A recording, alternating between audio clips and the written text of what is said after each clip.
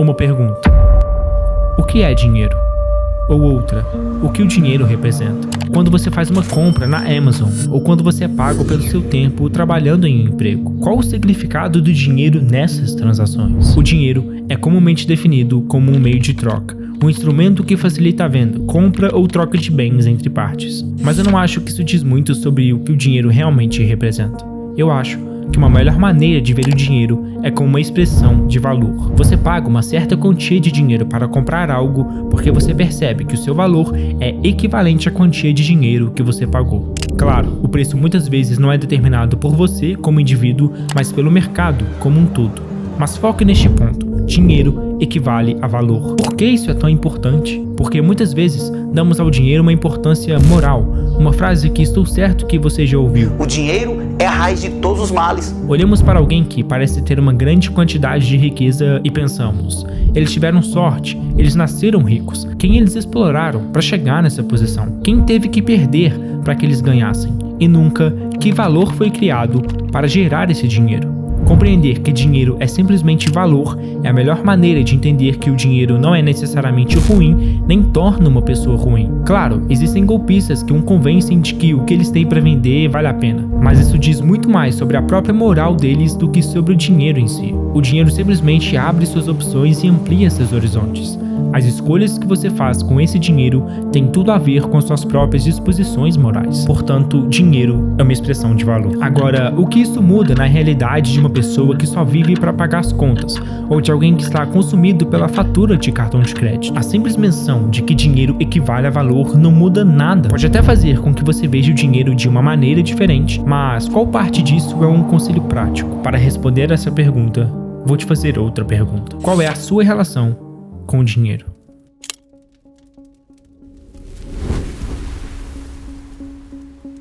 O dinheiro entrará na sua vida e sairá dela. Essa é uma relação muitas vezes expressa por sua renda e despesas. Outra maneira prática de expressar isso, que eu particularmente gosto, é a sua produção versus o seu consumo. Na maior parte, o dinheiro entrará na sua vida porque você produziu algum tipo de valor. Para a maioria de nós, esse valor virá na forma de trabalho, ou seja, em um emprego. O dinheiro sairá da sua vida quando você consumir algo. Uma assinatura da Netflix, um carro novo, uma casa. De muitas maneiras, podemos olhar para o patrimônio líquido de um indivíduo como uma métrica para determinar a sua relação entre o consumo e produção. Agora, volte sua mente para as estatísticas que eu mencionei no início desse vídeo. Qual parte da relação consumo versus produção você acha que está em falta aqui? Considere a sua vida por um momento. Pense em todo o dinheiro que entrou em sua vida e saiu. Quanto disso você ainda possui hoje ou investiu em algum tipo de ativo? E em qual parte dessa relação você sente que está desequilibrada ou precisa de melhorias? A probabilidade é que é em ambas as partes, mas para a maioria de nós, o maior problema está em nosso consumo. Você se lembra do estudo que mostrou que 78% dos brasileiros estão endividados? Bem, ele também mostrou que o maior crescimento na proporção de endividados ficou com os consumidores com renda mensal de 5 a 10 salários.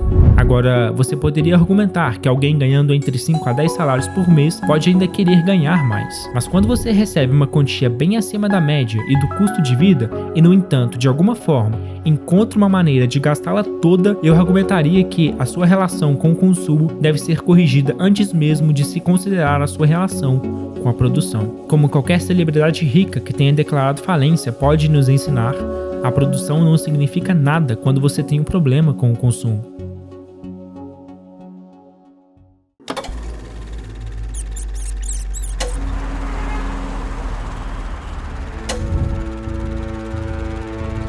A corrida dos ratos.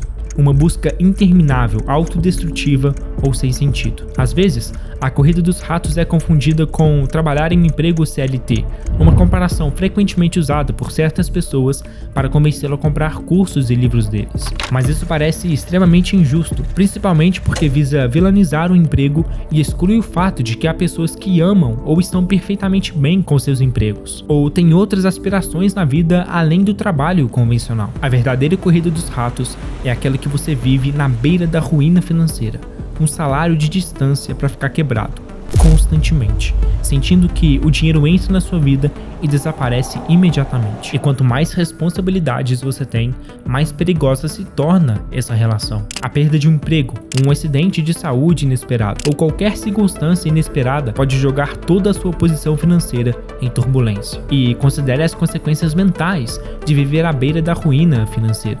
Seu emprego não é mais uma opção, mas uma necessidade para continuar financiando o seu estilo de vida ou pagando as suas dívidas. Para citar Tyler Durden de Fight Club, as coisas que você possui acabam possuindo você.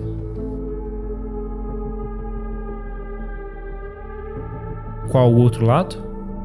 Não precisa continuar assim. A primeira parte fundamental das finanças pessoais é a conscientização de sua relação com o dinheiro. Isso geralmente é feito registrando suas despesas mensais, categorizadas como moradia, transporte, alimentação, entretenimentos e assim por diante. Trata-se de entender a si mesmo como consumidor, mas essa parte é difícil. Em finanças comportamentais, esse sentimento muitas vezes pode ser rotulado como efeito avestruz, que é a nossa tendência de evitar informações financeiras negativas. É aquele sentimento que você tem quando se recusa a olhar para sua conta bancária depois de ficar uma noite fora, com medo do que ela pode mostrar. E no entanto, uma vez que você passa por essa etapa, é hora de tomar o controle do seu comportamento como consumidor. Isso frequentemente envolve a ideia de fazer um orçamento, decidindo quando você pretende gastar em cada uma dessas categorias a cada mês, aderindo a ele.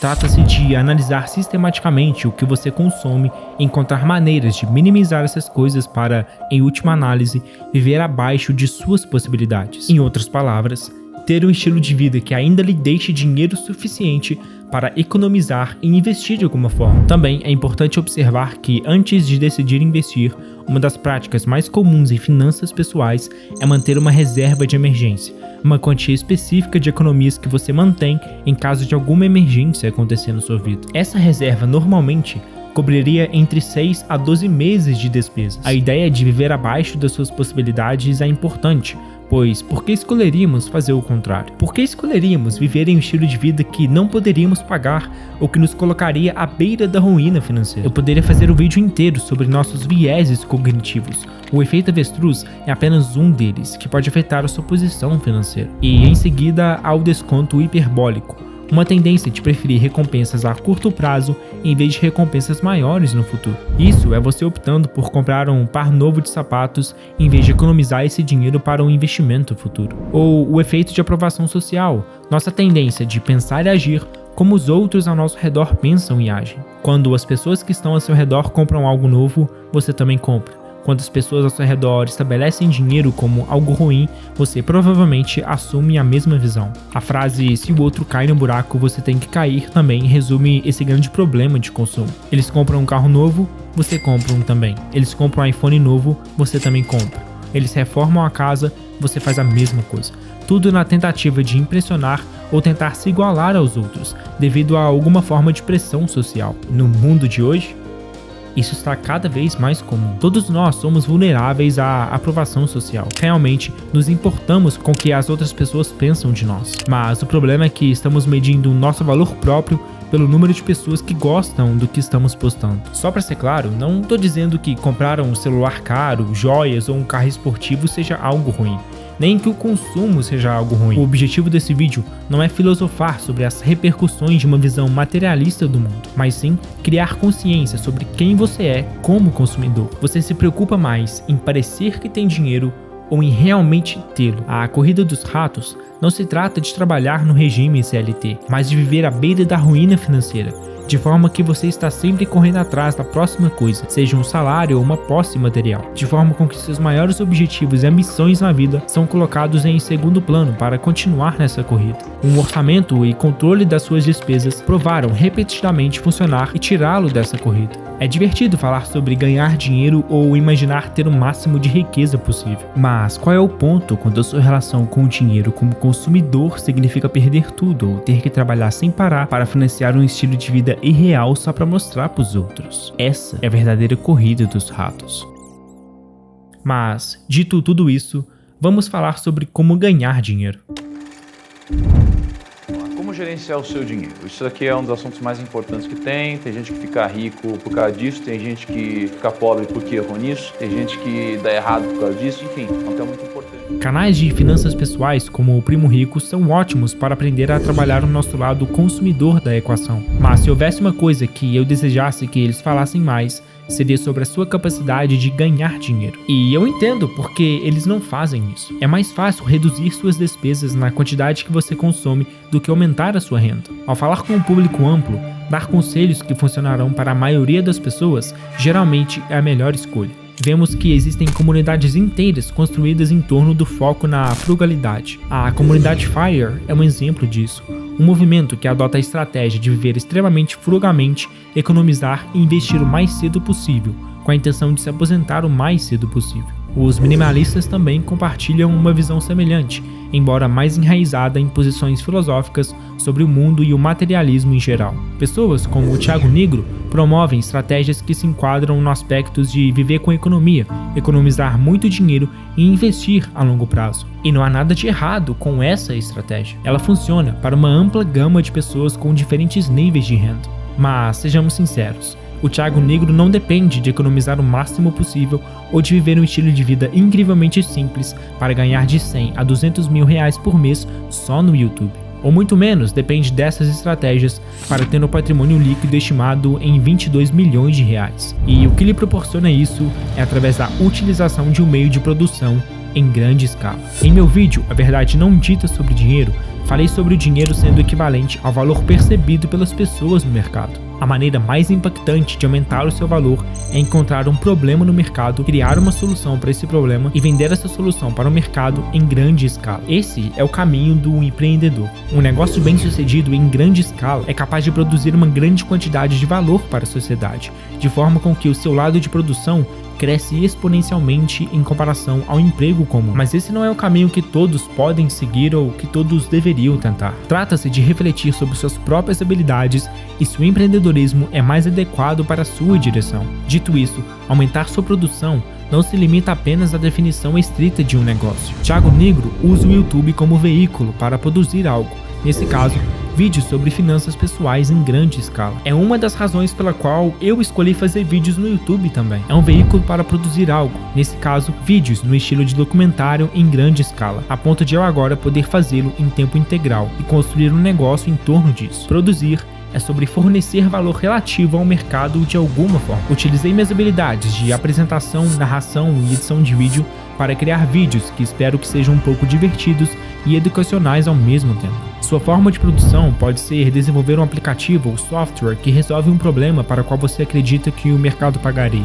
Para a maioria das pessoas, o trabalho em forma de emprego CLT será a única forma de produção, mas isso não significa que a sua capacidade de produzir pare por aí. Compreender a si mesmo como produtor significa entender as maneiras pelas quais você pode produzir valor para o mercado. Se você pode produzir valor em grande escala, significa ganhar dinheiro em grande escala. A internet, felizmente, forneceu muitas oportunidades para produzir algo e lançá-la no mercado. Agora, para saber se o mercado realmente quer o que você produziu, só pode ser determinado depois que você lançar o que quer que seja que você produziu. Para resumir, é importante primeiro trazer consciência sobre você como consumidor, entendendo o que você compra e por que compra, registrando o seu consumo e em seguida criando um orçamento para gerenciar e controlar esse consumo. A produção em seguida torna-se uma questão de maximizar a quantidade de valor que você pode trazer para a sociedade, seja por meio de um emprego, um negócio ou outro meio de produção. Esse é um quadro que me ajudou muito, como tenho certeza de que ajudou inúmeras outras pessoas